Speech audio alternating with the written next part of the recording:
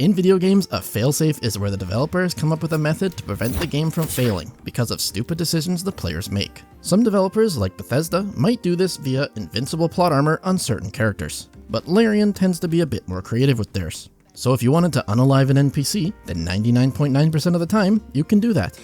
I have my whole life ahead of me. And the game often comes up with a different solution to allow the players to still experience a fun and unique outcome. In this video, we explore the failsafes involved in the Tiefling party after you've slain the leaders of the Goblins camp in Act 1, and discover some new characters that I'm sure you've never seen.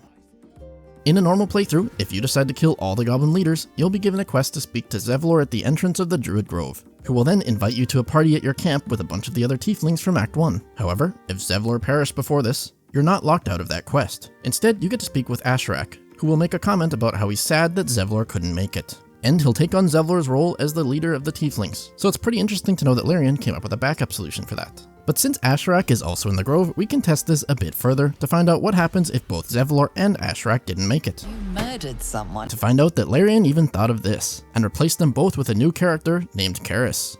Karis is normally not a character who appears in the Grove at all, and normally you won't meet her until Act 2, unless Zevlor and Ashrak didn't survive once the Goblin leaders were wiped out. But it's really cool to see that Larian even came up with a backup for a backup, and there's no way to get rid of her before this moment because she arrives at the gates claiming that she's the scout who saw that the goblins were wiped out. So she becomes the final failsafe as the leader of the Tieflings at this point.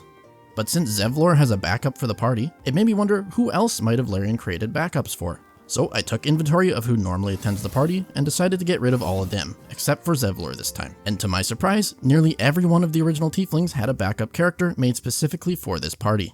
And I'm probably going to butcher these names, but you get to meet Kivak, Rai, Vadis, Kavil, Shell, and Zay. And normally none of these characters appear in the Grove, so you can't try to find backups for any of them. They're all failsafe characters. The Tiefling Zay has a kind of fun and unique dialogue where she's going to ask to dance with your character, and you get to see a fun little dance move here and see how drunk she is. All of the other Tieflings here have their own conversations too, but they're not really that interesting, just like the hell with the goblins and stuff like that. And there was actually one more character that appeared that kind of surprised me. This guy, named Gerson The Bent. He's a Tiefling who shows up if you kill the last leader of the goblins while you have another one of your characters inside the Druid Grove at the moment the leader died. He just appears to show you this one quick dialogue. It's pretty cool that Larian even thought of adding this guy, because I can't imagine it's common to kill the goblin leaders while you have one of your characters still sitting inside the Grove. He seems to be there just to force you into a loading screen so that you don't see the other Tieflings moving to a new location inside the Grove. I tried to Google search this character's name, and only 2 results came up, both of which are voice actor credits for that character. And I don't believe this character shows up in any other way, making this probably one of the rarest cutscenes in the entire game. And honestly, I'm just continuously impressed by all the stuff Larian came up with. But I can't give Larian all the credit yet, because there's one slight problem here. When you go to Act 2 and find Karis where she normally is, she's going to speak to you as if it's the first time you've met her, and explain how Zevlor is still alive even though you know he's dead. And all of the Tieflings that replaced the other ones in the party are gone, which is a little bit sad. But let's have a quick listen to what the game director probably thinks. And I want to make sure that we keep on investing heavily in things that maybe 0.001% of the audience will see.